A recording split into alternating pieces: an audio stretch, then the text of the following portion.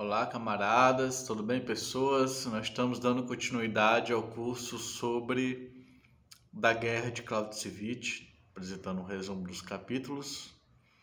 Eu reviso e mando para vocês, tá? Em forma de vídeo o que eu tive contato. Então, assim, vamos avançar no curso, é uma aula 9, se eu não me engano. E hoje é cheio de tema, né? Porque eu passei um tempo sem fazer os vídeos, mas eu continuei a leitura. Então a gente vai ser o mais didático e direto possível, tá bom? Para o vídeo não ficar longo também. Vamos lá. Já avisando que eu convido a ler o livro A Crise Sistêmica, que procura uma teoria unificada do marxismo a partir da explicação da nossa época. Então, se você quer entender essa nossa época, e além do noticiário sobre fatos, a gente tem explosões todos os dias, né? Nós temos fatos novos todos os dias. Se você quer ver a linha de continuidade, o fundo da realidade, eu convido a assistir, a ler esse livro, que eu creio que você vai entender muito sobre o que está acontecendo no mundo e no Brasil. Então fica o convite, tem um capítulo especial sobre Estado e outro sobre a questão militar hoje, né? A crise dos exércitos e tudo mais. Fala até de milícias, de exércitos privados, como a gente está vendo agora na Rússia, né? E tudo mais. O Wagner Group. Então vamos lá. Primeira coisa, linhas de defesa, tá? Você sabe que quando o exército está organizado, possui um território, ele faz uma linha de defesa militar, né? Essa linha é longa, mas não pode ser tão longa assim, porque senão ela fica frágil, né? Se você tem que defender grandes extensões de territórios, uma linha de defesa enorme, você fragiliza cada ponto da linha de defesa, você dispersa o seu exército. Então, a linha de defesa passa por apuros se ela tem que defender uma grande extensão.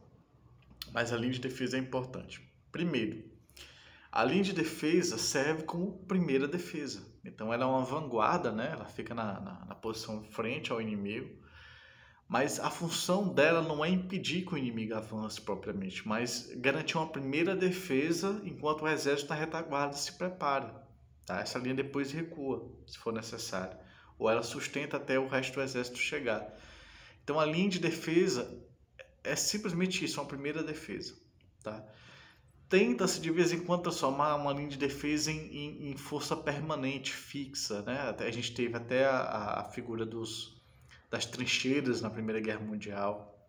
Se cavava, né, um grande fosso e os soldados ficavam dentro das trincheiras de um lado e do outro, até que surgiram os primeiros tanques que rapidamente acabaram com as linhas de defesa em forma de trincheiras.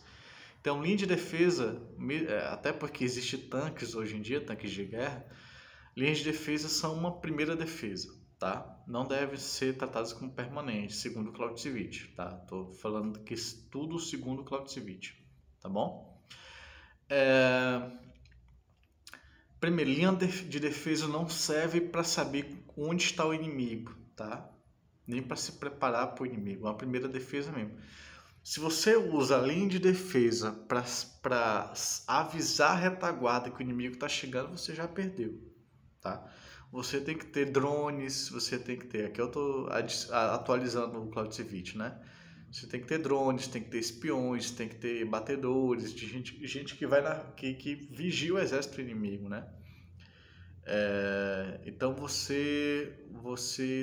a linha de defesa não serve para saber onde está o inimigo, serve para uma primeira defesa.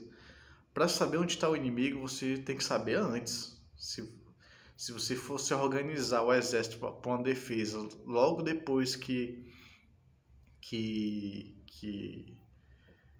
o exército inimigo acertou a linha de defesa, aí você já perdeu, tá? Você tem que saber antes. A linha de defesa não é um sistema de comunicação primariamente, não serve para dizer que o inimigo está chegando. Você já tem que saber para a linha de defesa já estar preparada, tá bom?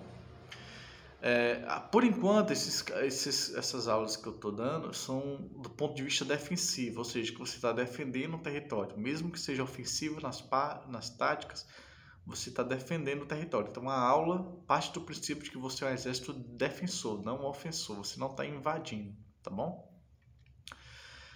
Você está defendendo. Então, assim, vemos o que é a linha de defesa, né? Como primeira defesa que permite a retaguarda se preparar para enfrentar o exército de forma direta, tá? Mas ele é só isso, ele é temporário, ele é uma linha de defesa, ele é uma primeira resistência, tá bom? Segundo aspecto derivado desse é a teoria da chave do país, tá? Isso tem várias questões aí no meio. Isso se tornou popular uma teoria, até hoje é muito comum, né? Por exemplo, a Rússia achava que tomar Kiev era a medida de todas as coisas. Tá? O exército russo achava que tinha que tomar a capital da Ucrânia, que é Kiev.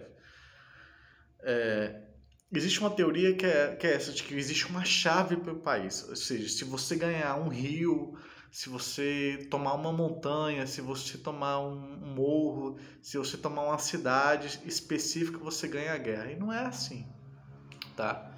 Essa teoria é cheia de falhas, cheia de buracos, vamos dizer assim. E Clausewitz faz uma crítica muito dura de que não existe uma chave por país propriamente dita, né? A guerra se decide na guerra. Você pode ganhar todas as batalhas e perder a guerra. Isso acontece. Os Estados Unidos no Vietnã, por exemplo. Então não existe uma chave para o país, ou seja, tem que ganhar aquela posição para poder ganhar a guerra. No entanto, eu faço aqui um adendo. Na guerra urbana, é importante você fazer uma guerra chamada guerra de posição, ou seja, você tem que tomar o aeroporto, o regime de água, o regime elétrico, tá? O centro, as principais vias da cidade, as pontes.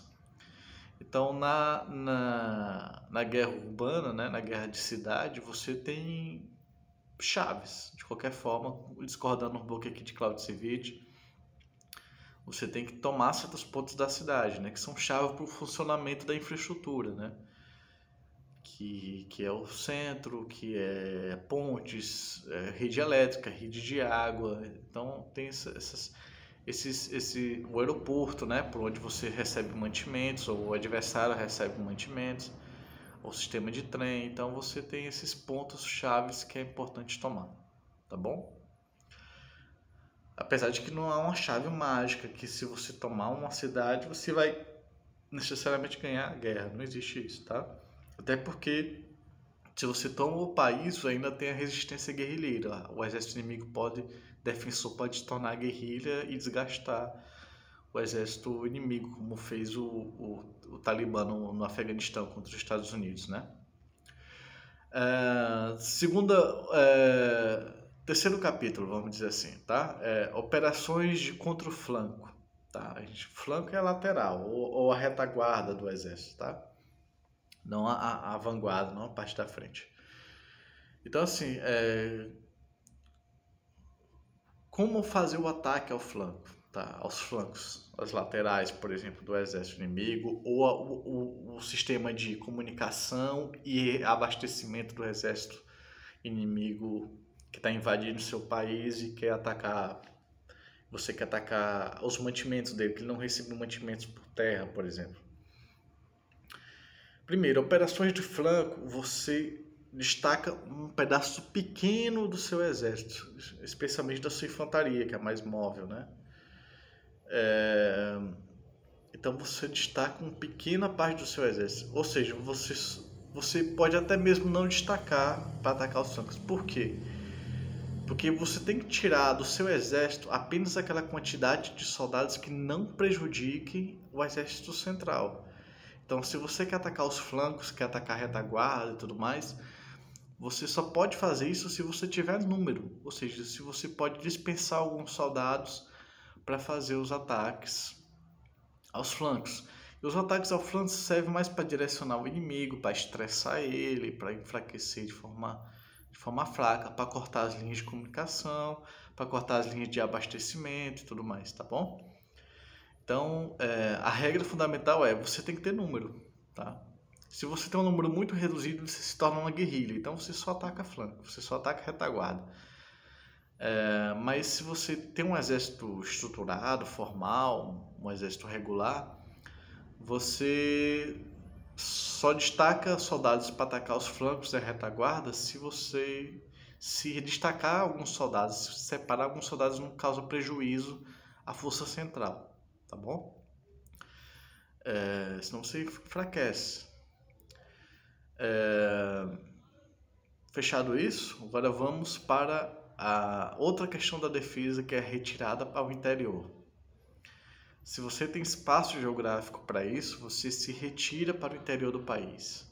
Isso pode ser uma tática útil no caso do exército fraco, tá? Retirar para o interior do país, você recuar o exército para o interior do país tem as suas vantagens, né? Por exemplo, você força o inimigo a criar uma linha de abastecimento mais cara e mais difícil de manter e mais fácil de sabotar. O inimigo tem que criar uma linha de abastecimento muito longa. Isso é custoso, isso tem riscos, tá? Isso é lento. Então você cria um sistema de abastecimento. Por outro lado, o exército, se o exército invasor for grande, ele avança de forma lenta, porque ele quer evitar riscos, então ele é muito lento, tá?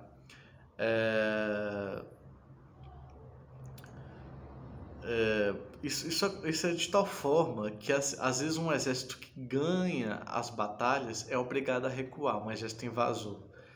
O exército que defende o país recua para o interior, o exército invasor avança tanto quanto pode. Se eu lembrar a Rússia, né, quem está acompanhando vai saber o que eu estou falando.